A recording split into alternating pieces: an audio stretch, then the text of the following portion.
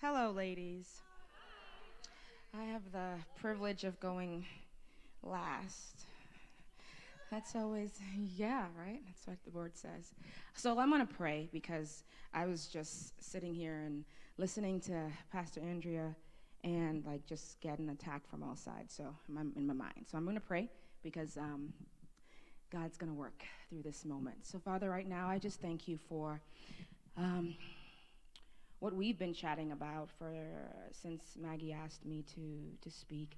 And I just pray that every word that you want me to say is said, and the words that you don't want me to are left unsaid, Father.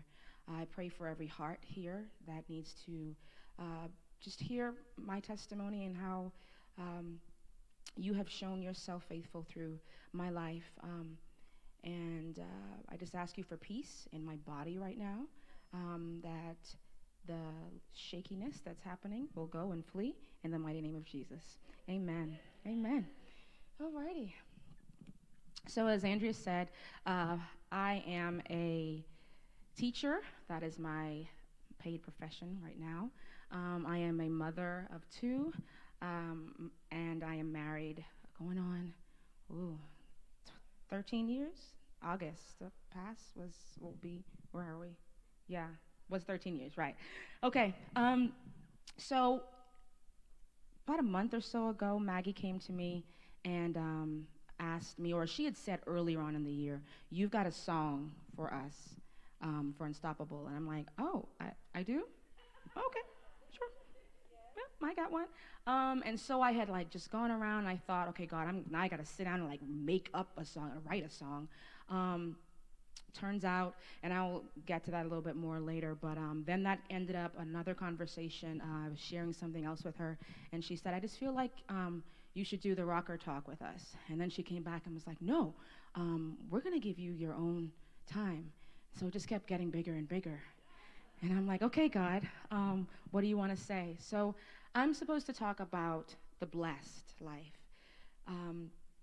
And, you know, you can look at where I am right now and what you see. And for a lot of people, it just is like, wow, everything just looks so great. But how many of you have watched those movies where the young lady is walking, she's strolling, maybe she's on a bike ride, and the strings are playing, and there's this beautiful background music, and it's like a crescendo, and she gets to the edge of the sidewalk, and bam! She's blindsided by oncoming traffic, right? You've seen those movies before, and it makes you laugh most of the time. But that is what, for the past few years of my life, have been like. Just several things, one after the other, that were blindside moments. You going through life, you know, doing the right thing on the right path, walking in obedience, and then, bam, something happens. The first of which was in 2018, where my mother committed suicide. Bam.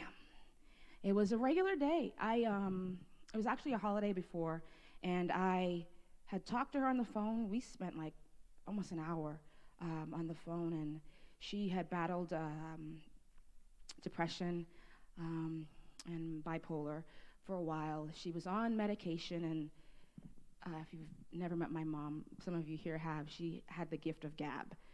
She could sell ice to an Eskimo, is what they say. Oh my gosh, she could talk. And so she had convinced one of the doctors that she wasn't bipolar but ADHD, and so they changed her medication. And anyways, by the time that medication was out of her system, her emotions and everything had just bottomed out. And so she got to this place where she just couldn't get out of the darkness, and eventually she hung herself. I remember the call, and it came from my dad, and I had gone to Walmart to do my regular grocery shopping, and I was turning out, leaving Walmart, and I got the call from him, and I couldn't make out what he was saying, and he just kept saying, she's gone. She's gone. And I had just spoken to her the night before, and you talk about a blind side. So now I'm thinking, okay, what's next? What do I do? So I made my way home. Andrea showed up at the house, several of my friends. One took the kids for the night. Another one drove with me all the way to South Carolina, and we went through the whole funeral process, and that was tough, right? I was just getting into feeling like I could write music, and I had just shared with my mom how excited I was about the beginning stages of all of that, and then bam, now she's gone. Now, why am I singing? Why am I writing? You begin to question, is it even worth it? So I went about life. I really didn't process, and I don't think you can really ever process something tough like that.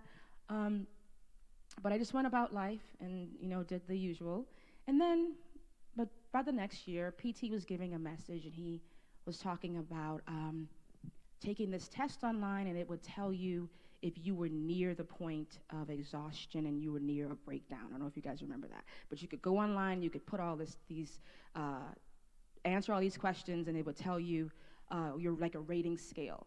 And I was like in the highest scale of a near breakdown. Like I was reading, I'm like, nah, this can't be accurate, But I had checked off, my husband's affair. I had checked off my mother's suicide. I had checked off all of these major events that I just, you just keep walking through. You truck through, you ask people to pray for you pray for yourself, you battle with the word like to do, but you just keep going. You don't really all the time process those things. Caution, take time and process those things. So I did have that breakdown. I was on my way home from work, and my chest was so tight. I was wearing a jacket. I took it off while I was driving, took it off, and I just said, oh my gosh, what is this? By the time I got home, my neighbor was just walking outside, and I said, can you please take the kids, because I just need to just cry. And I laid on my living room floor for about an hour, and I wept like a wailing, weeping, gut-wrenching crying for just an hour or more. My mother-in-law was able to take the kids, and I just had a breakdown. And it was a warning. PT had that message. But a lot of times some things in life seem to blindside you, catch you off guard. And then 2020 comes. 2020, we love you. We just love you, yes. And so at the beginning of that year, AJ and I are, we're in a good place. We had grown a lot of things, and we started off the year really good. And then all of a sudden, blindside, he's like, oh, yeah, we need to file for divorce. This is not working. We're like basically friends. And I had convinced myself that things were good, because in a lot of areas where we needed work, we had worked, and so there was a lot of growth, but there was still some things that, we both weren't doing, and so we had gotten to a place where, that's what he felt, like it was time for us to separate. So in that moment, in those days, here's what you need. You need friends that will pray for you and surround you. You need to realize that you can't do it, you can't fix it. So I surrendered. I got to a point where I just said, God, if you don't do it, it won't work.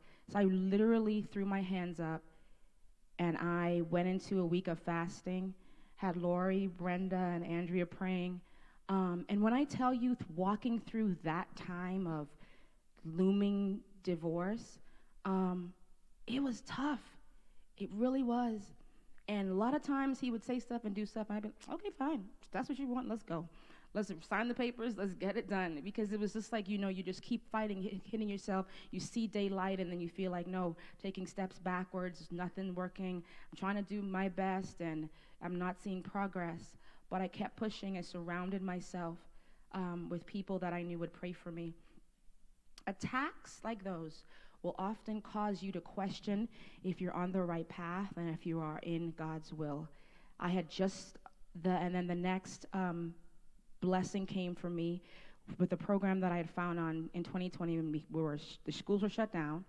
So I got into this program called Kingdom Music Academy, and that was a godsend.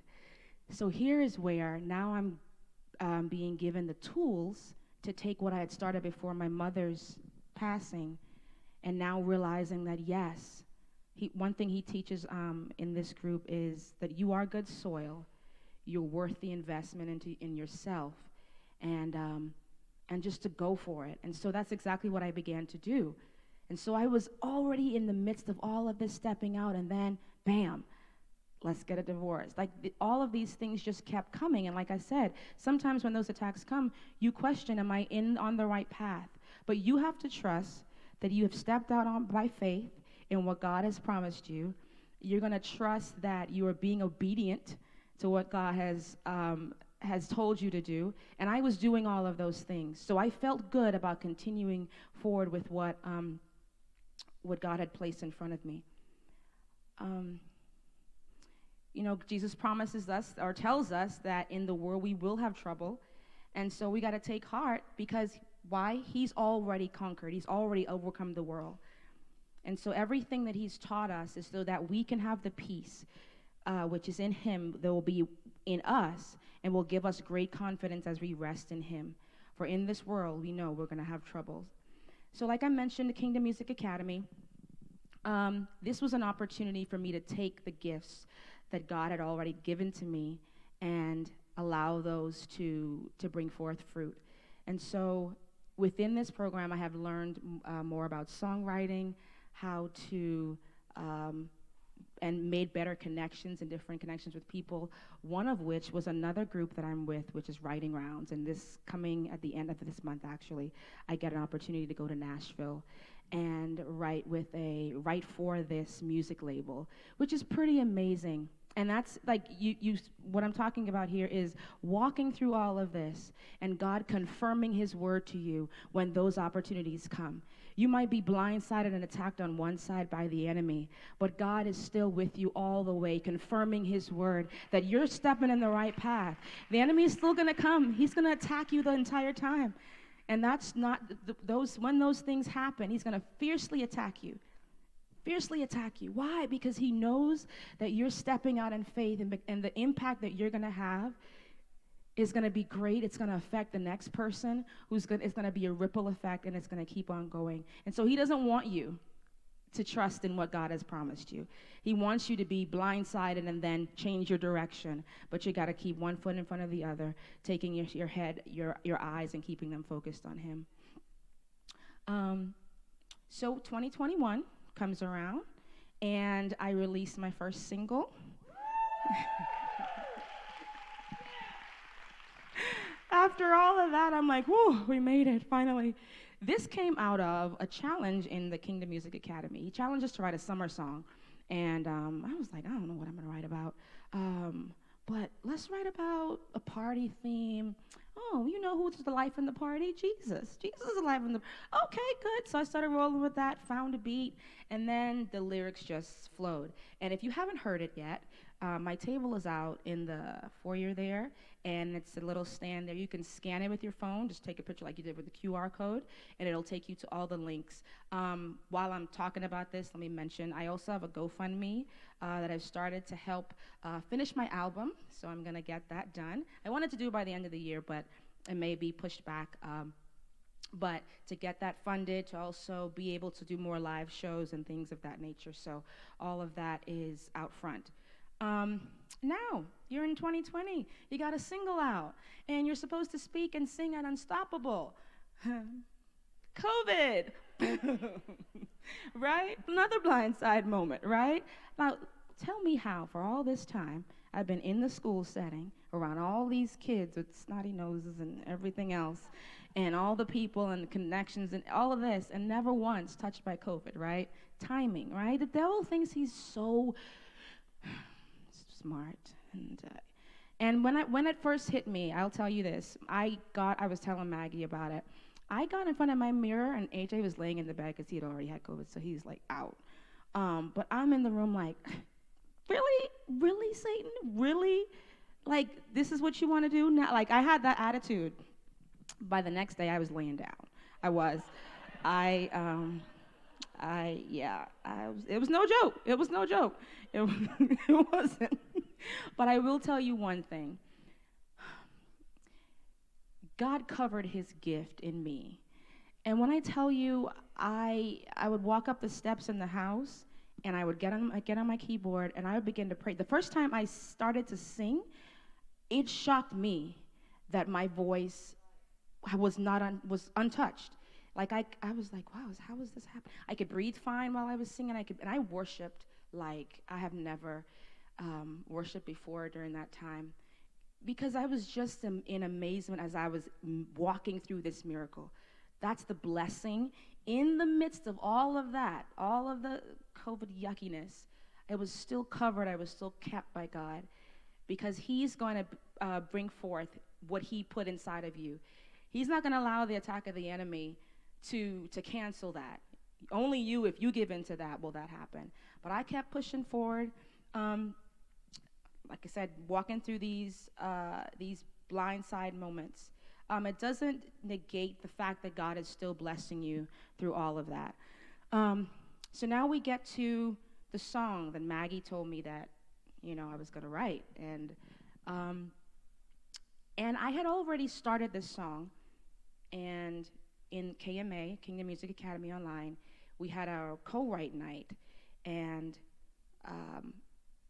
some of you know Phaedra. She went to church here a while back, and we were coincidentally grouped on a Zoom call with another guy, and so we didn't have any musical ideas for a song. So I was scrolling through my phone because I have like 100 starter songs, and so I picked this one, and I just want to read the heart behind the song before I actually sing it for you. And jeez, it's okay. So so here we go. So I had been reading through Exodus, in Exodus 14, where the Israelites have been freed from slavery, and now they are at the Red Sea. And I'm sorry. Did I put that in here? Sorry. Nope, I didn't. Okay, that means I wasn't supposed to read that. It's okay. Bear with me, guys. Sorry. Okay. No, I just okay. No, it's okay. I will just yeah, I'm going to go with what I already know. I'm just going to trust what God has already talked to me about. Okay, so when they were released from captivity, okay. Sorry, I thought you were talking to me. In Exodus, as they were released, you know what? I'm sorry. I want to do this right. Let me get my phone. I don't want to not say everything that needs to be said. This is what you can do with family, right? Yes. Okay.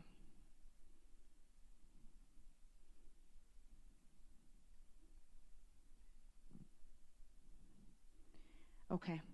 So the Lord, this is Exodus 14:1. The Lord gave these instructions to Moses. Order the Israelites to turn back and camp by Pi-hahiroth between Migdol and the sea. Camp there along the shores across from Baal-zephon. Then Pharaoh will think the Israelites were confused and they are trapped in the wilderness. So if you look up a map of where God is telling them to go to, the Red Sea is completely like south of where they were. And so he's telling them to go out of their way, blindside, go out of their way. He's directing their path, positioning them, when they could have just gone straight across to Canaan where they were supposed to be headed, right? They could have just gone straight there. But God gave direction, and they followed in obedience, and it positioned them for what seemed like an overwhelming defeat. They were under attack, but they got there through obedience. So this is encouragement for you to know that when God tells you by obedience, you follow, the attack still came. The Egyptians still came. They were still coming after them, but they followed with obedience. The set of directions also was displaying God's sovereignty, because from the previous chapter, it says when Pharaoh finally let the people go, God didn't lead them along the main road that runs through the Philistine territory, even though that was the shortest route to the promised land. God said if the people are faced with a battle, they might change their minds and then go back to Egypt. So God led them in a roundabout way through the wilderness toward the Red Sea. So the Israelites left Egypt like an army ready for battle. The next set of directions God gave them was to get moving. So he told them where to go. Then he said, now get moving, take a step. It was in response to the steps of obedience, moving into the unknown, this Red Sea that was going to part in front of them. And by faith, they took that step. And even though, like many of us, we got to take that step, even when we don't see how it's going to work out, right? And so the heart behind this song is basically when you find yourself with an ocean before you and an army behind, what do? Stand still, trust and know that God is for us. Trust that you didn't get there because you were out of his will. Trust that you didn't get there because you did something wrong and now this is a punishment. That you're still walking in obedience. And even though you might be faced with an impossible situation in front of you, a Red Sea, even though you might have been blindsided and you didn't see any of these things coming, trust that you're walking in obedience and God's blessings will follow. God's blessings will make that way for you to walk through on dry land. And so the song is called The Still, The Still.